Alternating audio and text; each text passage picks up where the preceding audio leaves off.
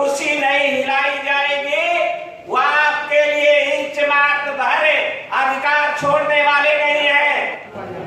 उन्होंने जिस तरीके से मंडल कमीशन रिपोर्ट के लिए 1984 से लगातार आंदोलन करने का काम किया, हमारे पिछड़े वर्ग के भाई 1984 में जो लोग पार्लियामेंट के अंदर थे उनसे कहा गया कि आप मंडल रिपोर्ट जो पार्लियामेंट को इंट्रोड्यूस हो चुकी है उसको बहस कराई जाए।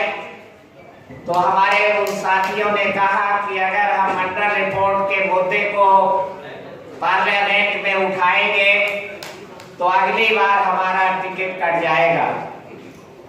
उन्होंने कहा इसलिए मुझे देश में जो पिछड़े वर्ग के लोग हैं और पिछड़े वर्ग के को सफरर हैं, सह दुख भागीदार लोग हैं, तो उनको देश भर में तैयार करना होगा। तो 500 सिम्पोजियम, 5 बड़े सेमिनार 1985 में आयोजित किए गए। इंटेलेक्चुअल्स को, समझदार लोगों को समझाया गया कि मंडल रिपोर्ट शेड्यूल कास्ट के आरक्षण का मामला नहीं है, बल्कि पिछड़े वर्गों के आरक्षण का मामला है।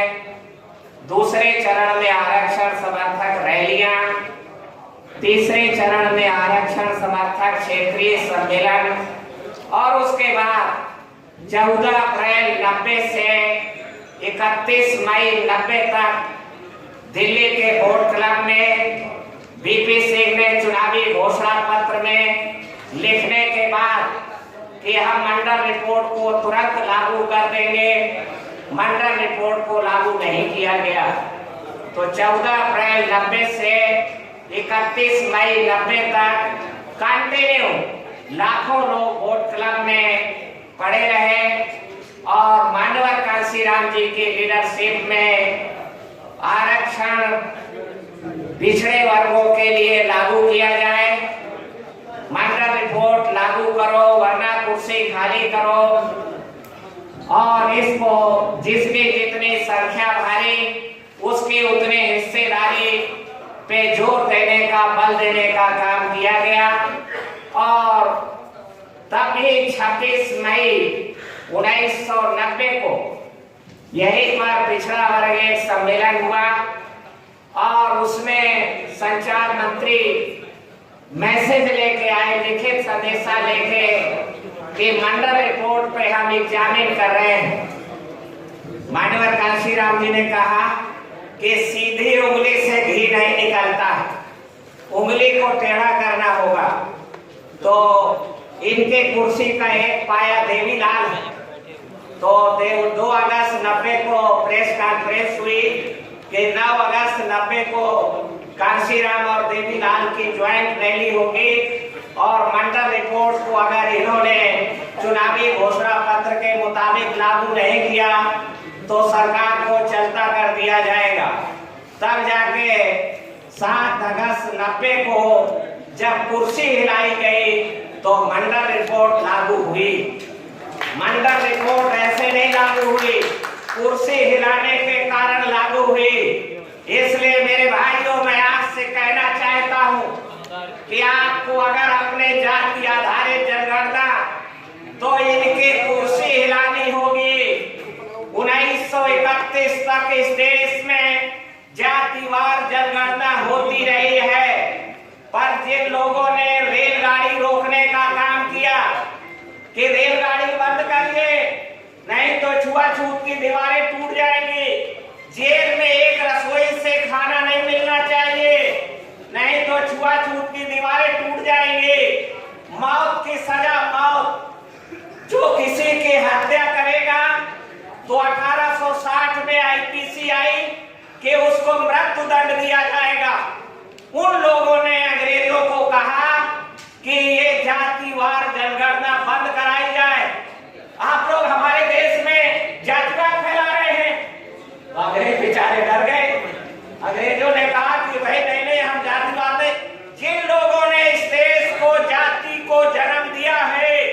जब तक उनकी कुर्सी नहीं हिलाई जाएगी वह आपके लिए इंच मात्र भर अधिकार छोड़ने वाले नहीं है।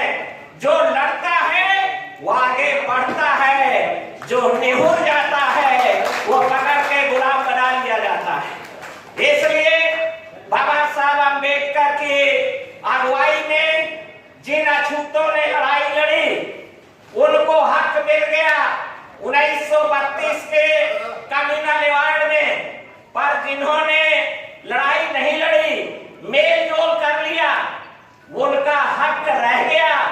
और इस तरीके से 60 साल पीछे चल रहे हैं आप अछूतों से।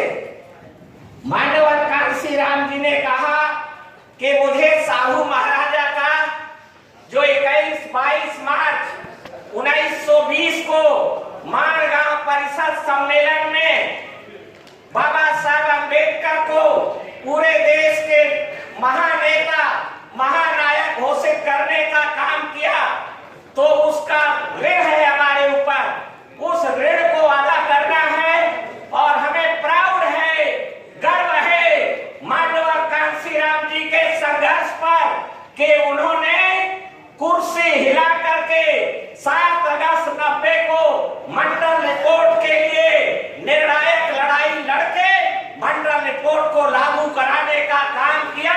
देवीलाल को साथ में लिया। पाउल पूरा बोलेगा, लाल किले से बोलेगा। जब ये नारा लगा तब मंडल रिपोर्ट लागू हुई। मैं आपसे कहना चाहता हूं कि जाति आधारित जनगणना आप उनकी मदद में भी रहे, उनके साथ भी रहे, उनको वोट भी देते रहे, तो आपको कोई हक अधिकार मिलने वाले नहीं है। आज भी आप पूरे देश में सरकारी नौकरियों में 15% से ज्यादा पिछड़े वर्गों की हिस्सेदारी नहीं है। 27% घोषित है और 15% पूरा है। आपको अगर पूरा चाहिए तो भारत देश के दलित वर्ग के लोग, अनुसूचित जनजातियों के लोग, धार्मिक अल्पसंख्यक समुदाय के लोग पिछड़े वर्गों के साथ कंधे से कंधा मिलाकर लड़ने को तैयार है। हमारा समर्थन है। पिछड़े वर्गों की जांच पर जनगणना होनी चाहिए, पर कुर्सी हिलाओ, कुर्सी ना हिलाई हो तो तुम्हें कुछ ना मिली। अब कुर्सी हिलाएंगे तो ये घुटने टेक के और कुर्सी को खतरे में डालेंगे। आप कुर्सी की तरफ हाथ बढ़ाएंगे तो आपको कुर्सी से रोकने के लिए चुग्गा डाल देंगे कि चुगो बेटा और कुर्सी के कहते हाथ न बढ़ा। हमारे साथ भी किया। जब हमने पिछड़े वर्गों की लड़ाई लड़ी तो 1988 में राजीव गांधी ने कहा कि भी आईबी वालों बताओ ये कौन लोग लड़ रहे हैं मंडल रिपोर्ट की। आईबी ने कहा कि अछूत लोग लड़ रहे हैं।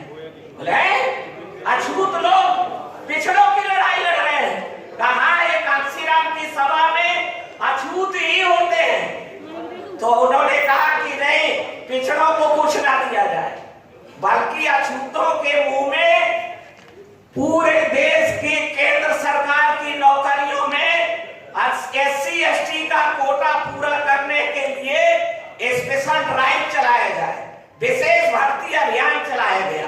तो 1987-88 में यह किया गया।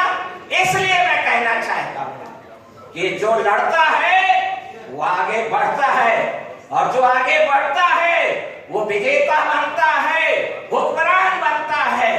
और हम अभी जो उत्तर प्रदेश में चटाई रस फिर रहे हैं वो मेल जोल के कारण है। मेल जोल की नीति आई, सर्वजन की नीति आई, तो आप पुनः धड़ाम हो गए। इसलिए बहुजन समाज बनाइए। बहुजन समाज बनेगा तो आप सत्ता के मालिक बनेंगे।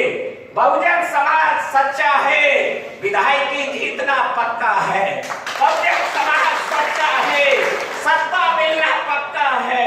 बहुजन समाज सच्चा है,